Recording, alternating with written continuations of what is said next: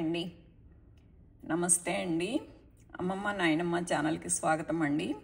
ఈరోజు మీకు నాకు బ్యాక్ యార్డ్లో కాసిన సొరకాయతోటి పాలకూర చేసి చూపిస్తానండి.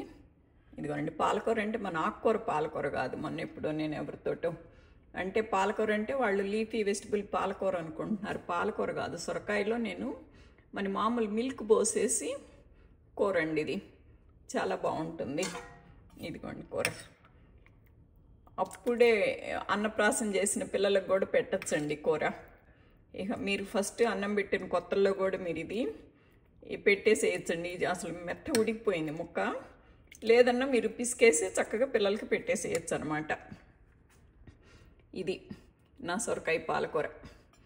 ఇదేమీ పెద్ద కొత్త వంటకం ఏం కాదు, అందరికీ తెలిసిన కూరేను. కాకపోతే కొత్తగా చేసుకునే వాళ్ళు ఎక్కువ మసాలాలు వేసి చేస్తారు, కానీ ఇలా చేయరు అనమాట. నేను ఏమి వేయకుండా చూద్దరు కానీ నేనేం వేయకుండా ఒట్టి పాలు ఇంకేం వేయలేదండి. నేను చూద్దరు కానీ ఒక్క మసాలా కానీ ఏం వేయలేదన్నమాట. ఒట్టి ఉల్లిపాయ వేసి ఉడకబెట్టేసాను అంతే. లాస్ట్లో పాలు పోసి తింపాను అంతే. చూద్దరు కానీ ఎలా చేశానో చూద్దరు కానీ మీరు కూడా ఒకసారి ట్రై చేయండి. మీకు ఎలా వచ్చిందో నాకు మీరు టేస్ట్ చేసి నాకు కామెంట్ చేయండి ఎలా ఉందో. ఓకేనా? ఈ ప్రొసీజర్లోకి వెళ్దామండి, మొదలు పెడదాం ఎలా చేస్తాను.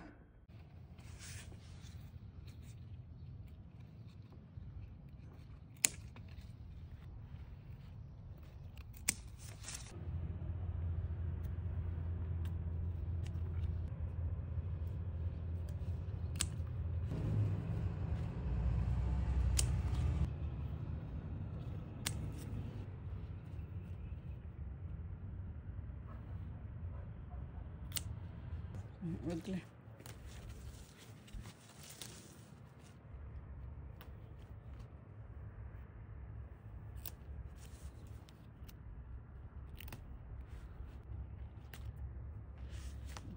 ఈరోజు బ్యాక్ యార్డ్లో వచ్చిన కాయలు ఇవేనండి. ఈ బెండకాయలు మాత్రం రోజు వస్తున్నాయి. ఈ దొండకాయలు కూడా అంతేనండి, రోజు 4 వస్తున్నాయి అన్నమాట. అంతే. సొరకాయ వచ్చిందండి, సొరకాయ ఈరోజు కూర వండుకుందాము. ఇవ్వనండి, ఈరోజు మన ఫస్ట్ సొరకాయ కోసేసుకుందాము. ఇవాళే వండేసుకుందాం. ఇదిగోనండి, నిన్ననే కోసేయచ్చు, కాకపోతే ఇవాళ వండుకుందామని అలా కోసుకొని ఇలా వండుకుందామని ఊరుకున్నాను అనమాట. ఇప్పుడు వండేసుకుందాం వెళ్ళేసి. ఇదిగోనండి, ఈరోజు సొరకాయ కూర అసలు ఇంకేం వేయను.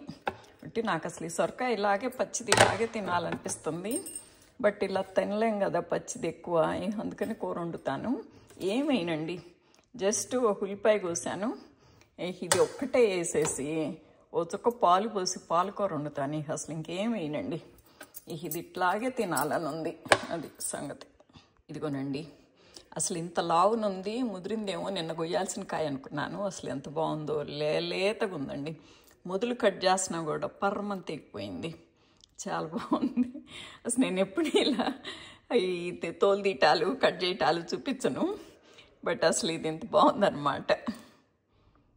ఇదిగోనండి, పాన్ పెట్టేసుకొని ఆయిల్ వేసుకుందాము. ఈ ఆయిల్ స్ప్రెడ్ చేసేసుకొని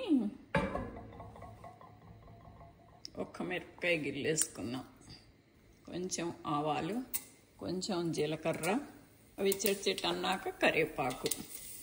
ఇక అంతేనండి, ఇంకేం వేయను. ఉల్లిపాయలు, ఉల్లిపాయ వేగడానికి ఉప్పు, అలసి పసుపు. అట్లా ముక్కలు కోస్తే ఇన్ని అయినాయి సొరకాయ ముక్కలు. ఇవి కూడా వేసేద్దామండి. ఇప్పుడు వీటిని ఎగరేసుకుందామండి, పైకి కింద పైకేను. అది ఇదిగోనండి, దీనికి ఇప్పుడే కారం వేసేస్తున్నానండి. కొద్ది ముక్కకు పట్టుద్ది. పాలకూరకి చాలా తక్కువ పట్టుద్దండి ఉప్పు కారాలు. ముక్కలకు కూడా ఉప్పు ఇప్పుడే వేసేస్తున్నానండి.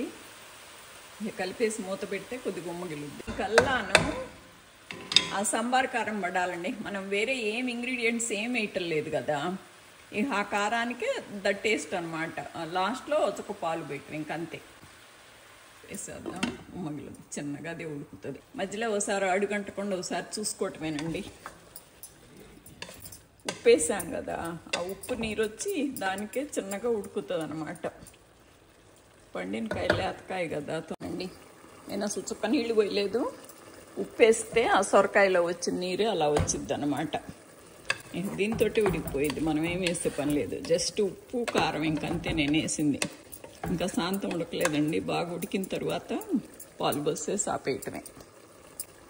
ఉడికిపోయిందండి, కూర మెత్తగా లగడం అయిపోయింది. నేను ఇదిగోనండి కొద్ది బాదం పప్పుల పొడి ఉంటే నేను అది కొంచెం వేస్తున్నాను, చిక్కబడుద్దని. అంతకంటే అది వేయకపోయినా పర్వాలేదు, ఇట్ ఈజ్ ఆప్షనల్.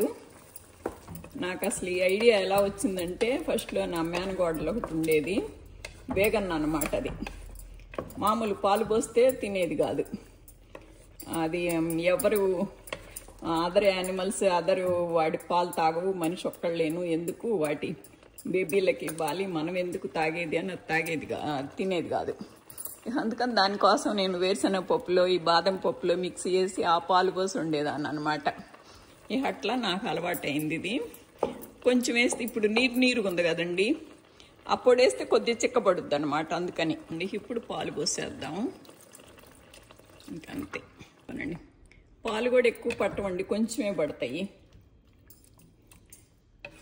మన మామూలు కొద్ది చిక్క పాలు అయితే బాగుంటుంది. మనం ఇది వాడతాం కదా, 2% 1% వాడతాం కదా కొలెస్ట్రాల్ అని, అదని ఇదని. నేను అందుకని ఆ పౌడర్ వేయటం అనమాట. అదే మామూలు మన ఇండియాలో మామూలు గేదెల దగ్గర పిండించుకున్న పాలు అలా చిక్కటి పాలు అయితే అసలు ఏం వేయకపోయినా సరిపోయిద్ది.